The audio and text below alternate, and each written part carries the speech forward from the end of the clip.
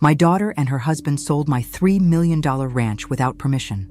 When he handed me $16,000 and said, "Go die somewhere else," I burst out laughing.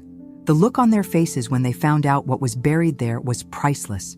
If you're watching this, subscribe and let me know where you're watching from. Now, let me tell you how we got to this moment. Because, honey, this story is wilder than anything you'd see on daytime television. My name is Dorothy Williams, but everyone calls me Dot.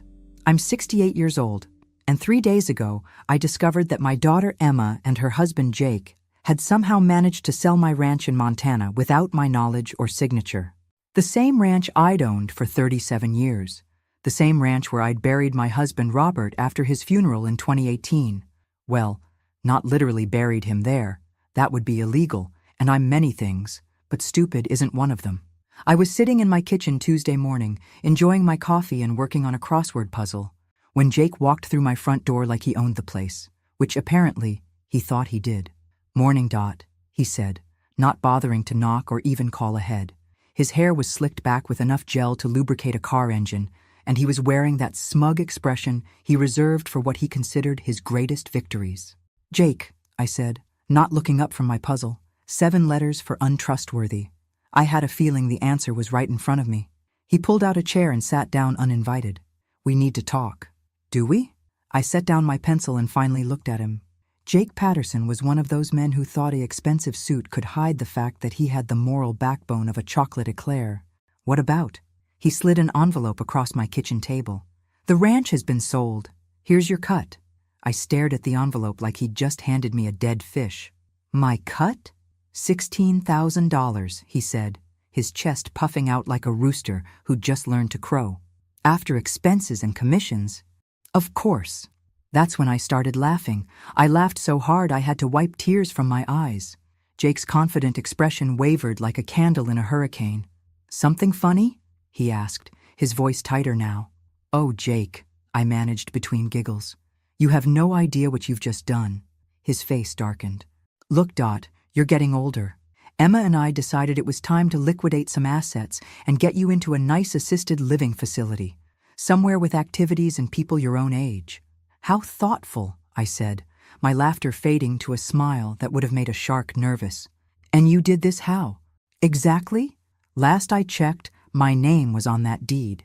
Jake waved his hand dismissively. "Emma has power of attorney, all perfectly legal." That was news to me. "Does she now?"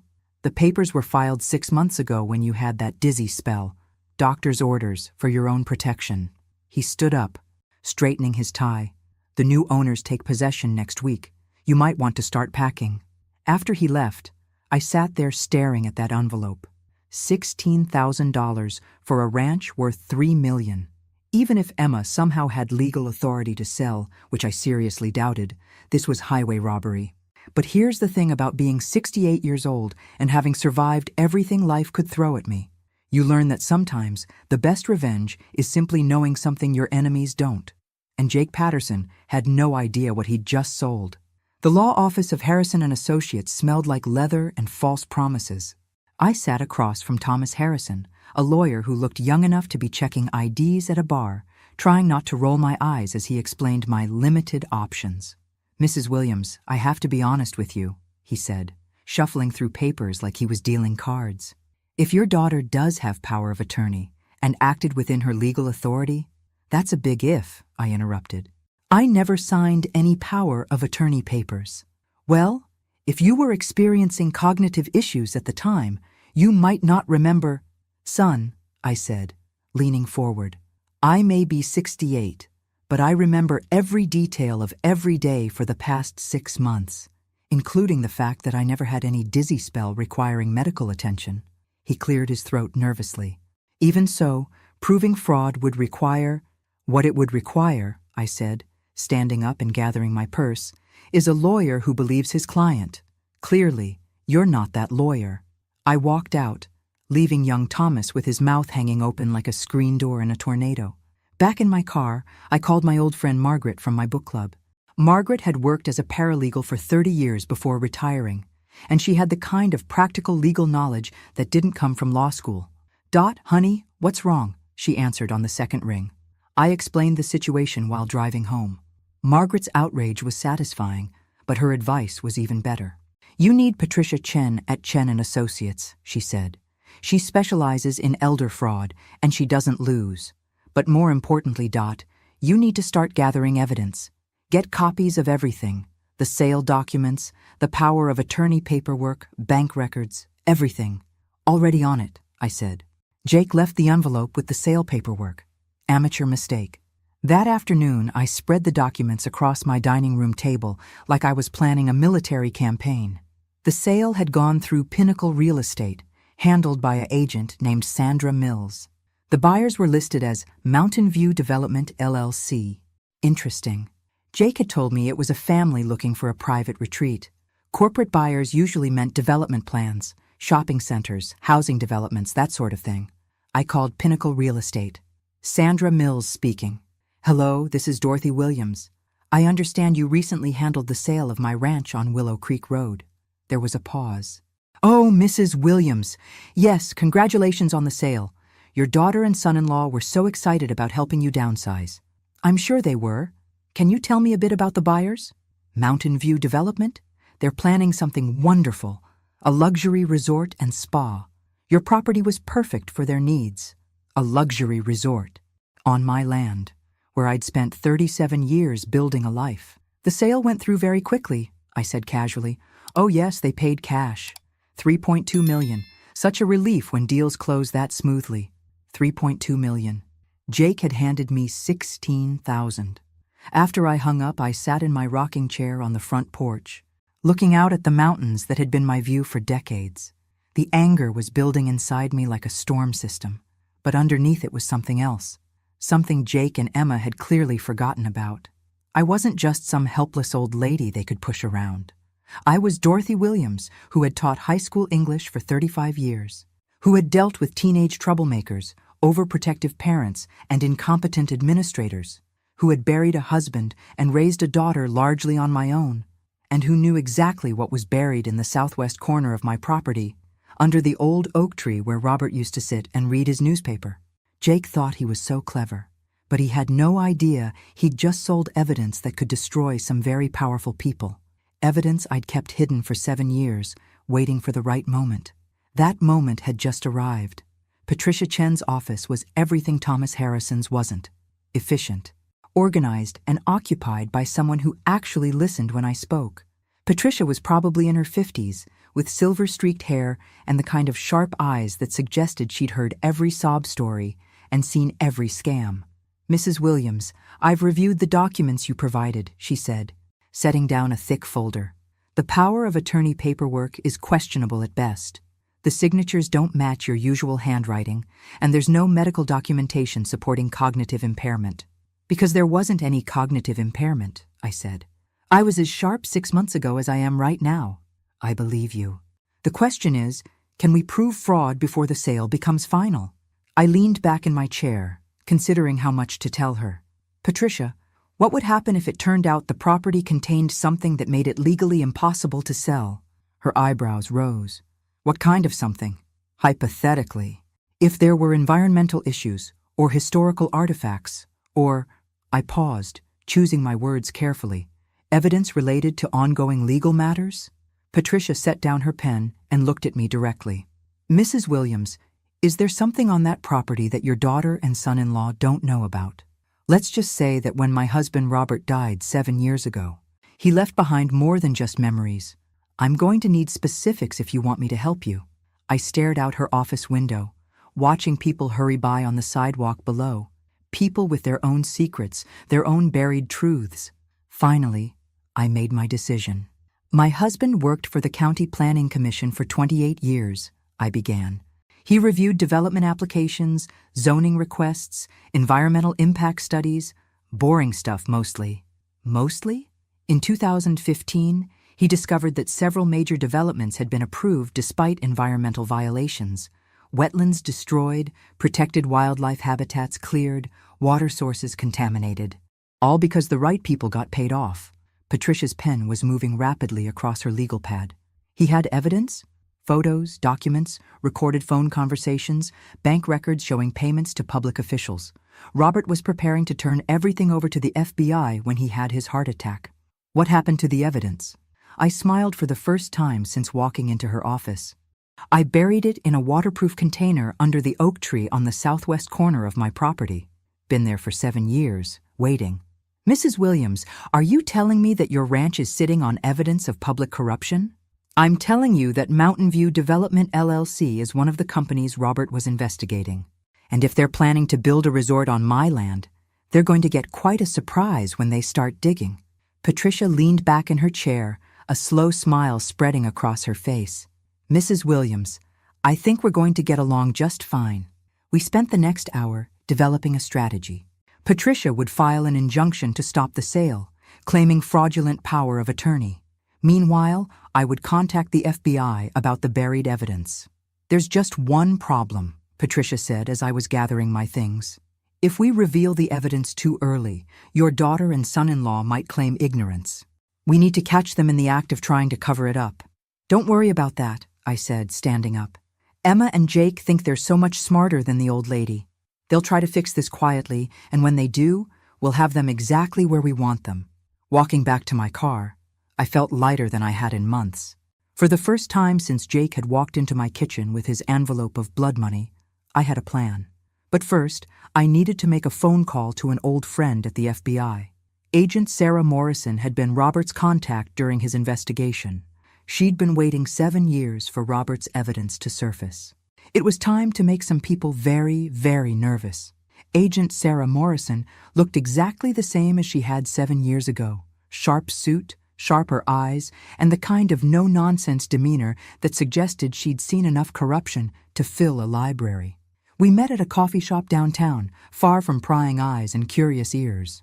Dot, I have to admit, when you called, I thought you might finally be ready to hand over Robert's evidence, she said, stirring her coffee. I didn't expect to hear it was accidentally sold with your ranch.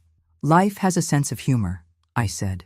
The question is, how do we handle this without spooking the development company? Sarah pulled out a tablet and showed me a screen full of corporate information. Mountain View Development LLC is owned by Bradley Construction Enterprises. Ring any bells? My blood ran cold. James Bradley was the main target of Robert's investigation. Exactly. And Mr. Bradley has spent the last 7 years very carefully avoiding anything that might draw federal attention. He's been clean as a whistle, suspiciously clean. Until now, I said. He just bought property containing evidence that could send him to federal prison. The question is, does he know what he bought? I considered this. Jake and Emma certainly don't know. They think they're getting rich quick by selling their crazy mother's property. But Bradley... I paused, thinking. Robert always suspected someone warned Bradley about the investigation. That's why he hid the evidence instead of turning it in immediately. Sarah leaned forward. You think Bradley might know about the evidence?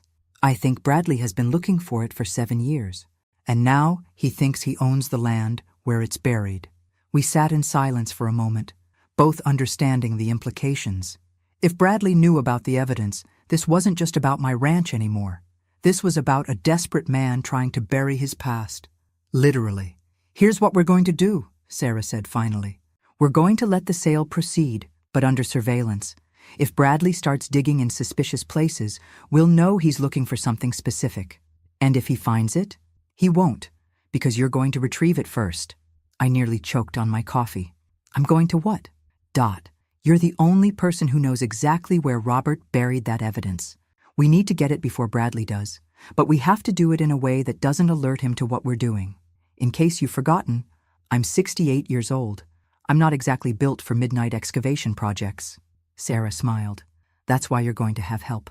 My partner, Agent Mike Torres, specializes in covert operations. He's also worked construction, so he knows how to dig quietly. The plan was insane, but it was also brilliant. I would go back to the ranch under the pretense of collecting personal items.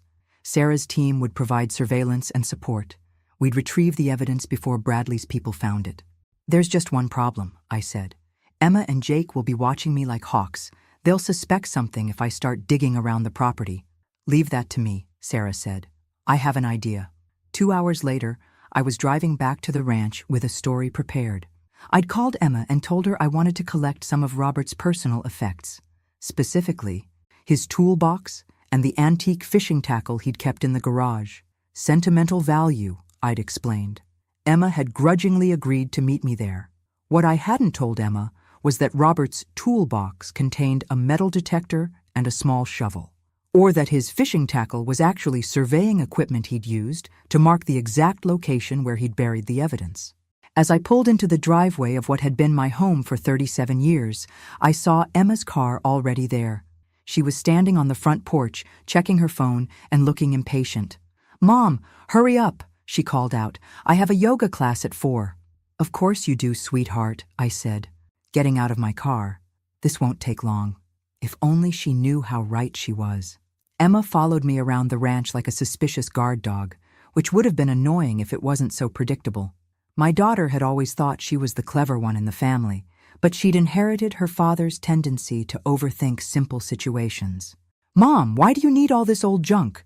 she asked, watching me load Robert's toolbox into my car. "It's just going to clutter up whatever apartment you end up in."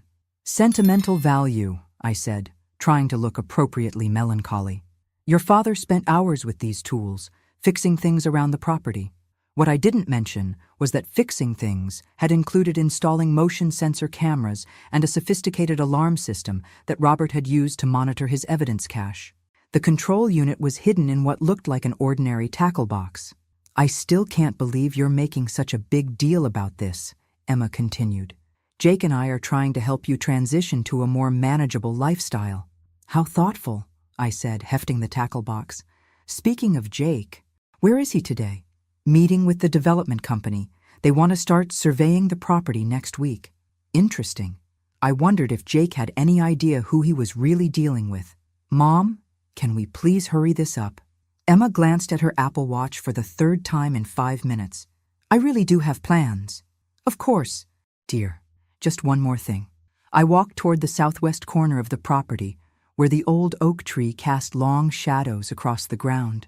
Emma trailed behind me, her designer heels sinking into the soft earth with each step. "Why are we going way out here?" she asked. "Your father's fishing chair," I said, pointing to an old aluminum chair that had indeed been Robert's favorite spot for reading the newspaper. "I want to keep it." What Emma didn't notice was me casually stepping off the distance from the tree to the large boulder Robert had used as a landmark, 15 feet northeast, just like he'd written in his notes. The evidence was buried 3 feet down in a case designed to survive decades underground. As I folded up the chair, I caught sight of a black SUV parked on the road about a 1/4 mile away. Too far to see clearly, but I had a feeling it wasn't there by coincidence. "Okay, that's everything," I said, starting back toward my car. "Thank you for your patience, Emma." "Finally," she muttered, following me. "Mom, I hope you understand that Jake and I are doing this for your own good. You can't live out here alone forever." "I'm sure you believe that," I said, loading the chair into my trunk. As we drove away in our separate cars, I watched Emma in my rearview mirror. She was already on her phone, probably calling Jake to report that her crazy mother had collected some worthless junk and hadn't caused any trouble. If only she knew that her crazy mother had just completed the reconnaissance phase of an FBI operation. That evening, I met Agent Torres at a diner 20 miles from town. Mike Torres was younger than I'd expected, probably early 30s, with calloused hands and the kind of quiet competence that suggested he'd done this sort of thing before. "Mrs. Williams, Agent Morrison briefed me on the situation," he said, sliding into the booth across